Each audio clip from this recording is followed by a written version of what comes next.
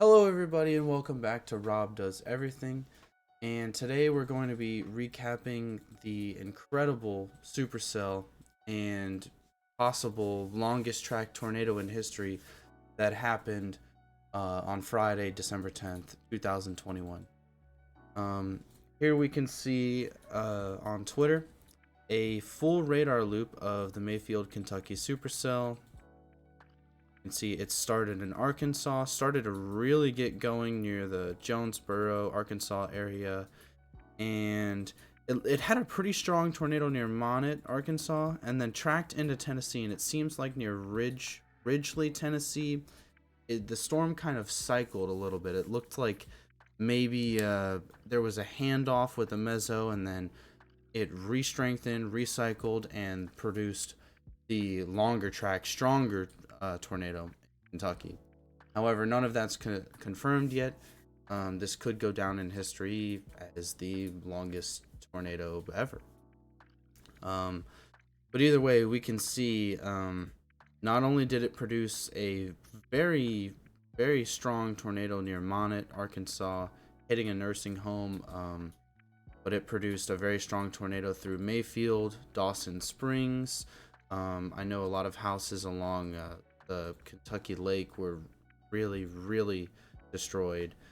So I think this is something that's gonna go down in history, quite honestly, and something that people generations later in meteorology classes in school are probably going to learn about this tornado specifically.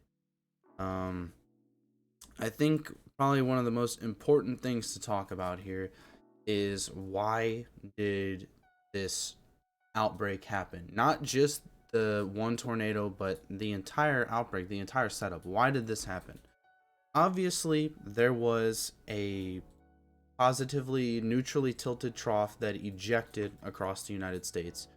And because we are currently in a pretty strong La Nina, there was plenty of warm, moist air in the south that could be just pulled up by that low level jet. I mean, we had upper 50s into the 60s dew points reaching into northern Illinois on December 10th, which is just crazy to think of how strong and how large this system really was as it moved across the central and Midwest, the Ozarks down through Dixie Alley as well. Um, so yeah, we need to understand that the La Nina was really the main drive behind why this tornado happened in the first place.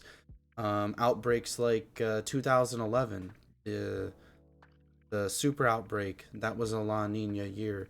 Just to give some context as to why La Ninas favor this part of the country. Um, I feel like another point of context as to why this specific storm produced such a violent tornado was just because of the environment. Some of the dew points, even things like the shear, were even higher than some of the models could even have anticipated. I mean, some of the numbers we were seeing would have verified this being a high risk. But again, I still give kudos to the SPC. They did a great job forecasting the moderate risk. They kind of nailed where the strong tornadoes would be. And they did a great job with issuing the mesoscale discussions too. The most mesoscale discussions ever issued in history, by the way, breaking April 27, 2011's record. We can look here as well. They noted this was after the tornado had impacted Mayfield, was tracking towards Dawson Springs at this time, probably in between Mayfield and Dawson Springs. They noted that there was a continuous debris signature on the storm and that the radar presentation looked really good. And as a matter of fact, temperatures increased 2 to 3 degrees higher than expected, and as a result, dew points also increased 2 to 3 degrees higher than expected. So the cooling temperatures aloft actually aided the instability. This far east, along along this warm sector, was where the storms were really supposed to maybe start to die out. But because we had the warmer temperatures, possibly because of the cloud breaks earlier on in the day. This storm, and particularly this tornado and this mesocyclone, was able to root to the surface and able to just ride along that moisture and that shear, and just stay rooted, basically, with nothing to impede it, because this storm was ahead of the frontal convection, and because we had no other supercells firing out in this vicinity. All of the inflow flowing into this storm was unimpeded. All of this energy in the warm sector was just for this storm. So now we can go ahead and talk about specifically the tornadoes that happened. Um, this would, if this would not end up being one continuous tornado, this would be the first tornado that occurred near, I think it's Haiti, Missouri. I've heard Haiti as well, but Haiti, Missouri. Um, and we can see this is Max Olson, really an incredible chaser. If you've never seen Max Olson, I'll link his channel down below. He has some of the best footage from the entire outbreak, and he hasn't even released the entirety of his footage yet. But we can see an intense horizontal vortice here.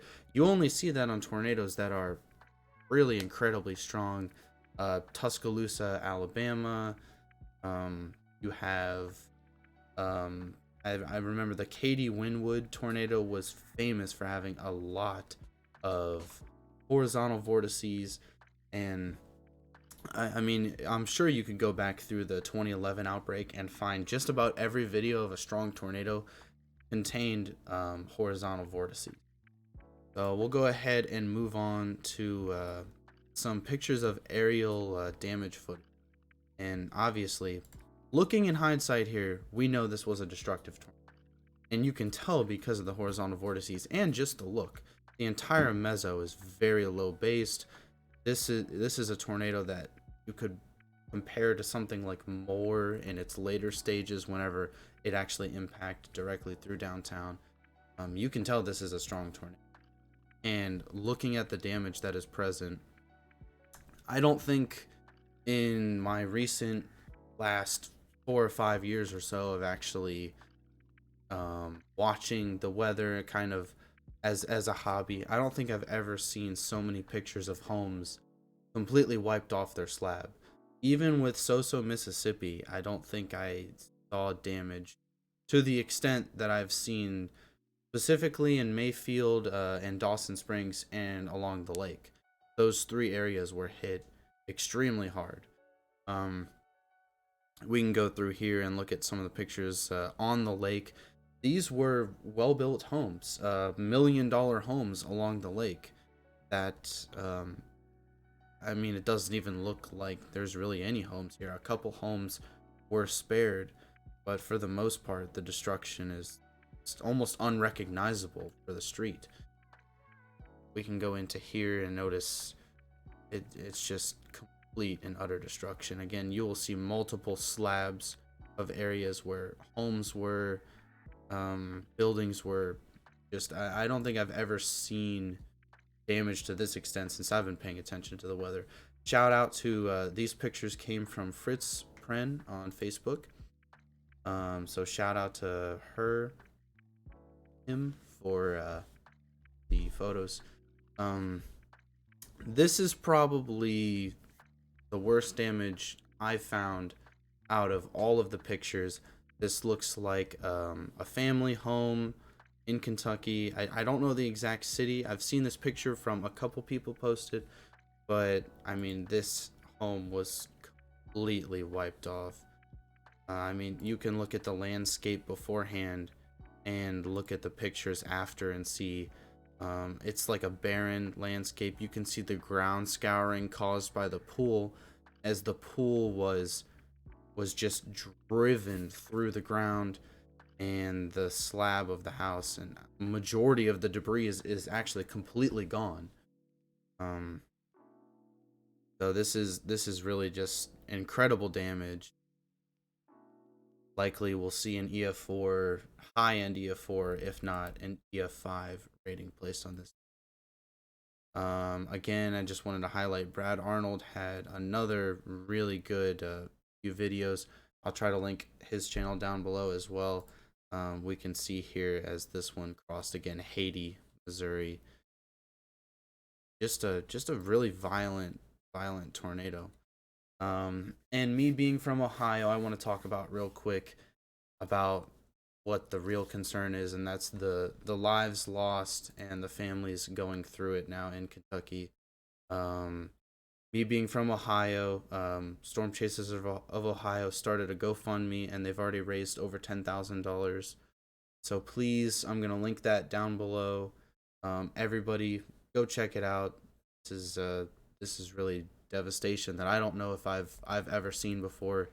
After this week of finals for college, I'm gonna try to see if I can make time to go down there and see if I can bring some supplies down to help out those.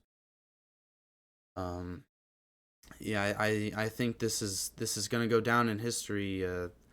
If it's not the longest track tornado, it may possibly break the drought that we've had for EF5 tornadoes since Moore, Oklahoma. It's the deadliest outbreak we've had since 2011. So really, really a lot going on here with this past weekend's outbreak. Thank you guys so much for watching. Please go check out the GoFundMe. Again, I'll link it down below. Seriously, I really feel for what everybody's going through down there, especially with the holiday season coming up. I can only imagine. But thank you guys for watching. Please stay safe out there, and I'll see you guys on the. Goodbye.